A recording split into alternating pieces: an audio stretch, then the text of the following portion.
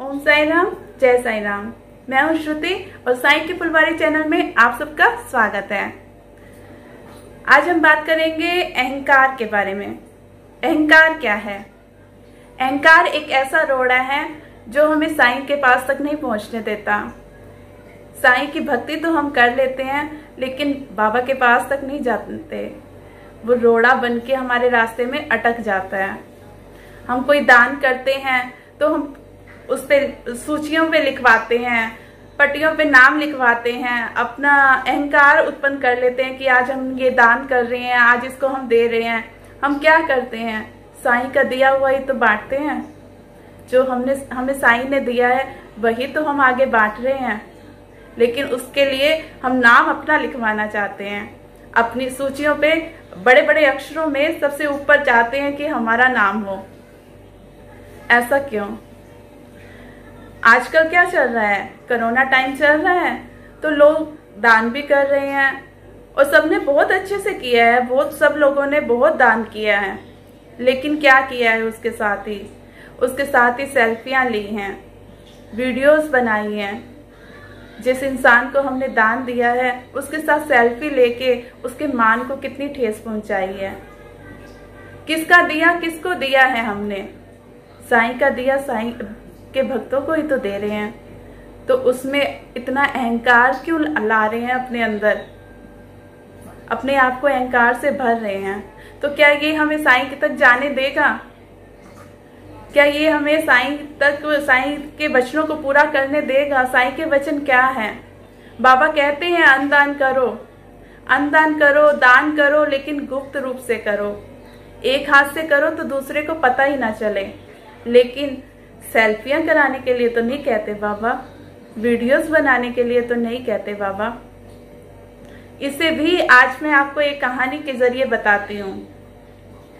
एक बार भगवान कृष्ण और धनुर्धर अर्जुन जा रहे होते हैं तो अर्जुन के मन में विचार आता है, तो पूछता है कि भगवान मैं आपसे एक बात पूछ सकता हूँ?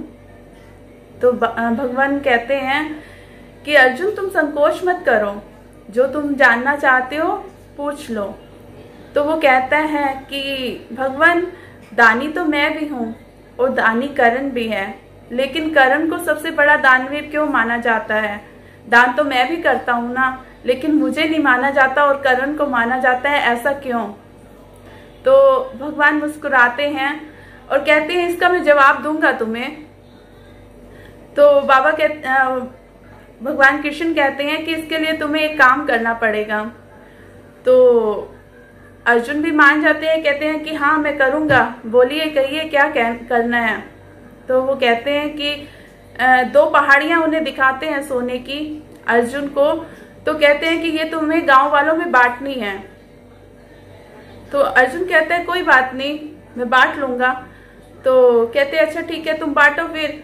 तो अर्जुन गांव वालों को तक संदेशा पहुंचा देते हैं कि आज यहाँ पे सोने का वितरण होने वाला है। सोने की पहाड़ियां होती है, वो सोने का वितरण होने वाला है, तो जिसे लेना है तो आ जाइए। तो गांव वाले जब ये बात सुनते हैं तो वो लाइनें बना के खड़े हो जाते हैं। अर्जुन देना शुरू कर देते हैं। अर्जुन देते जाते हैं 2 दिन बीत जाते हैं, लेकिन वो पहाड़ियां हैं कि टस से मस नहीं होती और अर्जुन देते देते थक जाते हैं। अर्जुन कहते हैं कि भगवान अब मुझे थोड़े विश्राम की आवश्यकता है, मैं थोड़ी देर विश्राम करना चाहता हूँ। तो भगवान मुस्कुराकर कहते हैं कि करो। तो कहते हैं मैं करण से कहता हूँ कि ये सोना है जो वो बांट दे। तो अर्जुन हामी कर देते हैं कि हाँ ठीक है आप करण को बुलाइए और करण बांट देगा इन्हें। तो वो फिर से वही काम होता है। इसी बीच में क्या होता है, जब अर्जुन बांट रहे होते हैं तो जैसे लोग आते हैं और अर्जुन उन्हें सोना देने लगते हैं, तो क्या होता है कि जब अर्जुन तोड़ तोड़ के सोना लाते हैं और गांव वालों को बांटते हैं, गांव वाले जोर जोर से जयकारे लगाते हैं, अर्जुन के नाम की जय बोलते हैं। तो उसमें क्या होता है कि अहंकार उत्पन्न हो जाता है उसमें कि हाँ मेरे नाम से जयकारे बोले जा रहे हैं। तो वो अहंकार के साथ देता है सबको, गांव वालों को बांटता जाता है। गांव वाले भी क्या होता है कि एक बार जो लेके चला जाता है वो फिर से लेने आ जाते हैं, फिर से लेके चला जाता है, बार बार लाइनें लगा रहे होते हैं, लेकिन वो पहाड़ियां भी होती हैं कि वो टस से मस नहीं होती, उसके और जोर जोर से जयकारे लगाते हैं और अर्जुन और बांटते चले जाते हैं। लेकिन वो क्या होता है कि उसमें साथ के साथ ये भी बात आ जाती है, उनमें घमंड आ जाते हैं, अहंकार आ जाते हैं कि मैं दाता हूँ, मैं आज सोने का वितरण कर रहा हूँ लोगों में। लेकिन जब वो थक जाता है, टूट जाता है, 2 दिन तक भी वो नहीं बांट पाता, वो पहाड़ियां टस से मस नहीं होती हैं, वो हार जाता है, तो वो भगवान से कहता है कि भगवान बस अब मैं थोड़ा विश्राम करना चाहता हूँ, मैं थक गया हूँ। तो उसको कहते हैं ठीक है तुम आराम करो, मैं करण से कहता हूँ कि वो बांट देगा। तो करण को बुलाते हैं, करण आता है तो क्या करते हैं, भगवान करण को भी यही बात बोलते हैं कि तुम्हें ये 2 पहाड़ियों का सोना है, ये गांव वालों में वितरण करना है। तो करण कहते हैं ठीक है, वो भी संदेशा भेज देते हैं गांव वालों को कि आओ और ले जाओ। तो क्या होता है कि उसमें क्या होता है कि करण ये नहीं देखते कि हाँ मैं बांटू उन्हें, वो कहते हैं कि तुम्हें जितना चाहिए, गांव वालों से बोलते हैं जितना तुम्हें सोना चाहिए सब उठा के ले जाओ। तो गांव वाले क्या करते हैं, अपने हिसाब से उठाना शुरू कर देते हैं और ये बात कहकर करण चले जाते हैं। इसमें क्या होता है कि करण ने ये देखने के लिए या सुनने के लिए खड़े नहीं होते कि हाँ मेरे नाम के साथ जयकारे बोले जाएं या मेरे नाम की जय बोली जाए, और उनमें किसी तरह का कोई घमंड नहीं आता, और वो उन्हें अपना दाता का रूप नहीं दिखाते कि हाँ मैं वितरण कर रहा हूँ। वो कहते हैं कि बस जिसे जो चाहिए वो ले जाओ, जब मैंने दान करना ही है तो जिसे जो चाहिए वो ले जाओ। वो अपने नाम से दान नहीं करते हैं।